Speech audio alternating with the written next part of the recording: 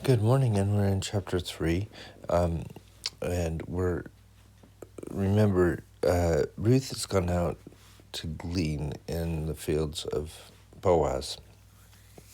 And as she's got all of this, Naomi finds out that it is Boaz's fields that she's gleaning. And let's see what happens here. And Naomi, her mother-in-law, said unto her, My daughter shall not seek rest for thee. Shall I not seek rest for thee, that it may be well with thee? In other words, will I not try to do what would be best for you, what would help you, as it says here, implying marriage. And then if we go to the right-hand side, we've got a couple of things here. What was the threshing floor? Well, in ancient times, the threshing floor, let's just read it. After the harvest of the workers gathered on a raised circular parcel of ground known as the threshing floor. Here they separated the seeds of grain from the husks that encased them, called chaff. And this was often done in the evening when strong breezes could carry away the chaff. Threshing was a time of celebration, marking the end of the growing season and harvest.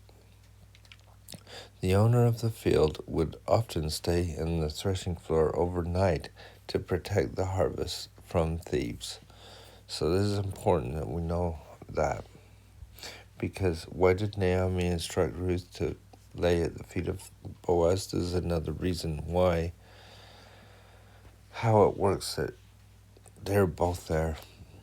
After Naomi learned of Boaz's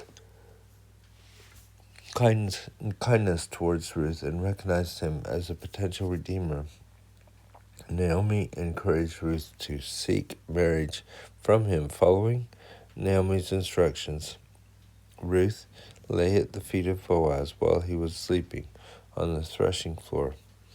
The King James Version of the Old Testament records Ruth's request to Boaz as spread therefore thy skirt over thine handmaiden, for thou art a near kinsman. A more literal translation would be, spread thy wing over thy handmaiden, for thou art a redeemer. In making this request, Ruth was essentially asking Boaz to marry her so she could take her under his he could take her under his protection and provide for her.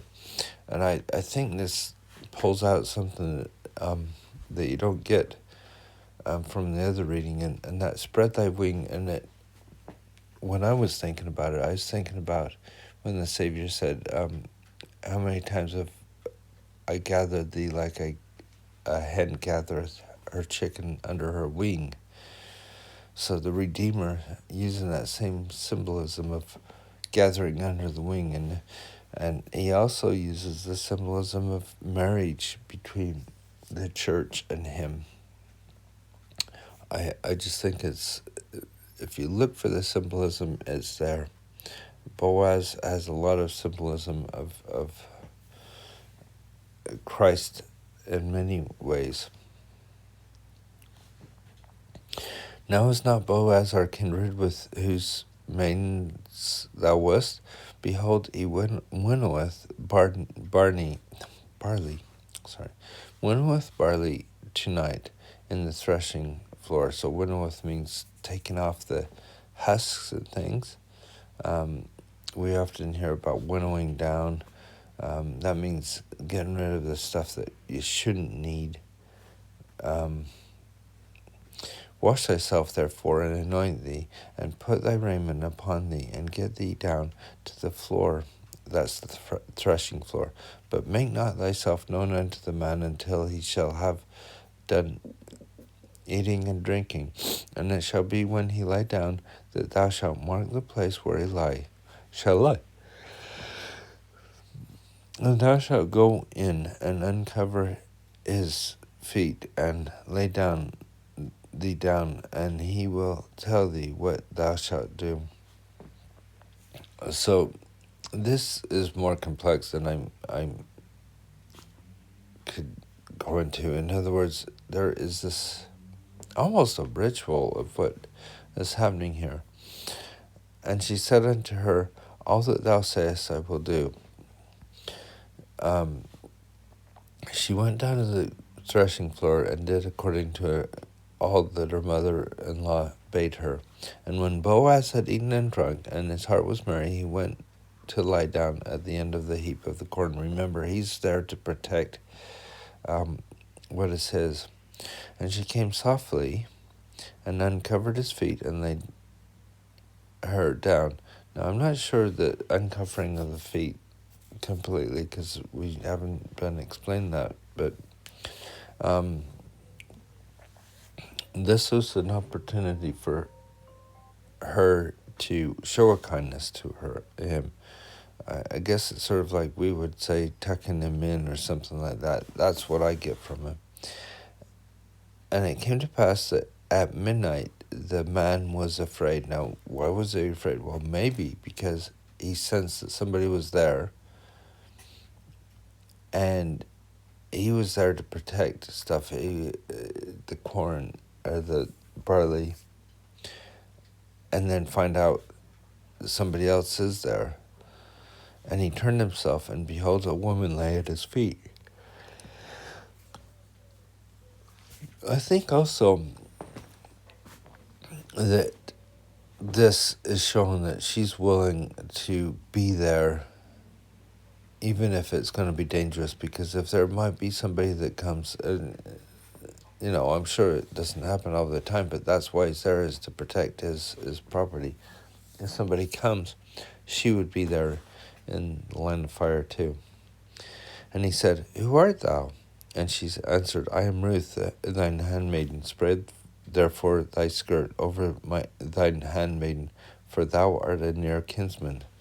So this, you can see how that marriage comes in there. For thou art a near kinsman. And we talked about that last time, about the near kinsman is one that they should be looking to redeem them by marriage. And he said, blessed be thou of the Lord, my daughter, for thou hast shown more kindness in the latter end than at the beginning. I feel that what he's saying there is, I'm sure all the gleaners are gone now. The fields have been harvested. There's nothing more to take. And so anybody that has been gleaning has moved on, moved out, and gone home.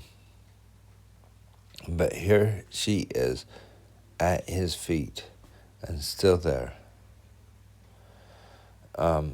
Inasmuch as thou followest, and I think we can get that in our own lives, we need to sometimes look, and even when it seems like there's nothing left, what more can we give to the Lord? Inasmuch as thou followest not the young men, whether rich, poor or rich. Meaning, well, why don't, you are showing kindness to me when you could be running after, she's probably 20-something. She could still be looking at young men, but rather looking at this man instead. And now, my daughter, fear not. I will do to thee all that thou requirest. For all the city of the people doth know thou art a virtuous woman. I love the fact that she's got this reputation now.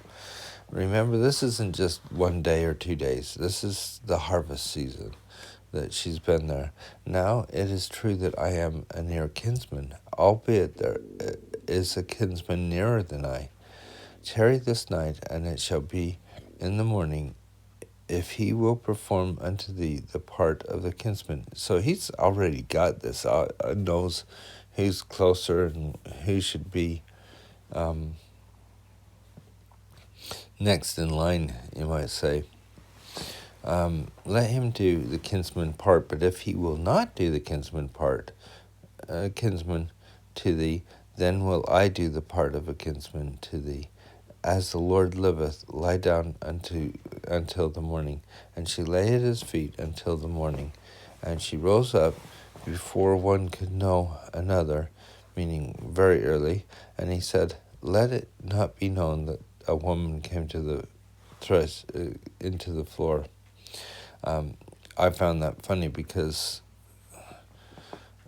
for generations, for thousands of years, everybody's known when they've read the Bible, that she was there, Also, he said, bring the veil, or the cloak, or whatever, that thou hast upon thee, and hold it. And when she held it, he measured 6 measures of barley, and laid it on her, and she went into the city. And when she came to her mother-in-law, she said, who art thou, my daughter? I think the question that is being asked is, so, how did it go? And she told her all that the man had done to her. And she said, these 6 measures of barley he gave me, for he said unto me, go not empty unto thy mother-in-law. Then said she, sit still, my daughter, until thou know how the matter will fall, for the man will not be in rest until he have finished the thing this day. So now they've done all they could do. Now they can sit and wait for him. And we'll find out what happens. Will the kinsman take her or what in the next chapter?